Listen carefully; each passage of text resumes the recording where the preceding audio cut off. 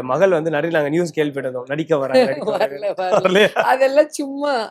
ஏன்னா அவங்க வந்து சந்தோஷப்படுறவங்கள ஃபர்ஸ்ட் நான் தான். கரெக்ட். ஏன்னா இப்போ என்ன இன்னும் கொஞ்ச நாள்னா மறந்துருப்பாங்க. ஸோ நான் பாலிடிக்ஸ்ல இருந்து திருப்பி ஃபிலிம்ல வந்ததுனால கண்டினியூ ஆகுது. இல்லைன்னா நிறைய பல ஹீரோயினா பண்ணவங்க யாருமே ஜனங்களுக்கு ஞாபகம் இல்லை. அந்த வீட்டில் யாரோ ஒருத்தர் வந்து அவங்க ஃபீல்டுக்கு வந்தா அந்த லெகசி கண்டினியூ ஆகும். ஸோ எங்கள் வீட்டில் கூட அந்த லெகசி கண்டினியூ ஆகும்னு நான் எதிர்பார்த்தேன். ஆனால் என் பொண்ணுக்கு வந்து பயங்கர படிப்பு பைத்தியம். ஓகே. படிக்கணும், அது என்ன என்ன படிக்குதுன்னு தெரியல, அவ்வளோ அவார்டு வீட்டில்.